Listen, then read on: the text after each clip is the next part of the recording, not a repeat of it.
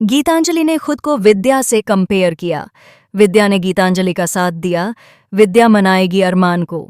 जी हां दोस्तों, star plus के पॉपुलर टीवी शो यह रिश्ता क्या कहलाता है कि अपकमिंग ट्रैक में ड्रामा, इमोशंस और ट्विस्ट का एक नया रंग देखने को मिलेगा। आने वाले एपिसोड में कहानी एक दिलचस्प मोड़ लेगी जब गीतांजलि पूजा का सामान वापस रखवा देती है और पूजा को कैंसिल कर देती है। यह देखकर विद्या के होश उड़ जाते हैं।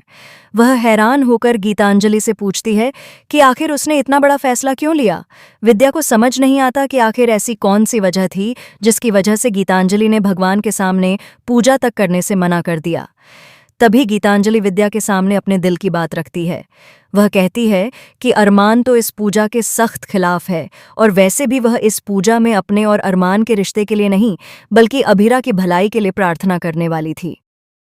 गीतांजलि की यह बात सुनकर विद्या बिल्कुल शॉक रह जाती है, क्योंकि उसने सोचा भी नहीं था कि गीतांजलि अपनी खुशी छोड़कर किसी और की भलाई के लिए भगवान से प्रार्थना करेगी। यहीं पर कहानी और भी दिलचस्प हो जाती है जब गीतांजलि खुद को विद्या से कंपेयर करना शुरू करती है। वह विद्या से कहती है, आपको भी अच्छे से पता था कि अरमान के पापा शिवानी से कितना प्यार करते थे, लेकिन फिर भी आपने अरमान को उसकी माँ से दूर रखा। आपने उसे उसके डैड से भी अलग कर दिया। आपको हमेशा पता था कि शिवानी कहाँ है, लेकिन आपने सच को छुपाए रखा और सबको अलग कर दिया। विद्या गीतांजलि की बातें सुनकर भावुक हो जाती है और अपनी सफाई देती है। वह कहती है, अगर मैं ऐसा नहीं करती तो मेरा बेटा हमेशा के लिए मुझसे दूर हो जाता।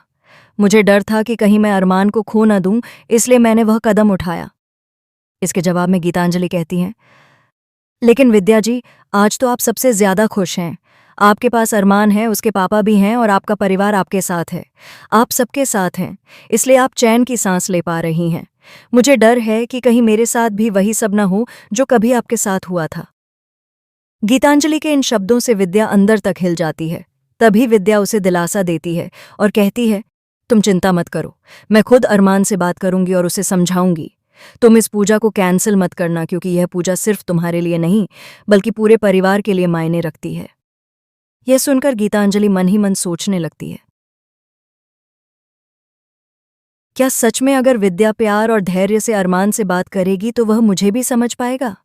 क्या पता अरमान का दिल धीरे धीरे मेरी तरफ झुकने लगे और मेरे लिए उसका प्यार बढ़ जाए। अब देखने वाली बात होगी कि क्या विद्या अरमान को मना पाएगी? क्या अरमान गीतांजलि के इमोशंस को समझेगा?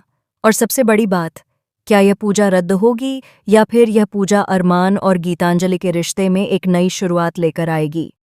तो दोस्तों, आपको क्या लगता है? क्या अरमान और गीतांजलि का रिश्ता और मजबूत होगा या फिर इसके बीच अभीरा का नाम हमेशा आड़े आता रहेगा? अपनी राय हमें कमेंट के जरिए ज़रूर बताएं। और हाँ, टेलीविज़न से जुड़ी ऐसी ही लेटेस्ट और इंटरेस्टिंग अपडेट्स पाने के लिए हमारे चैनल को सब्सक्राइब करना बिल्कुल मत भूलिए। संगीत।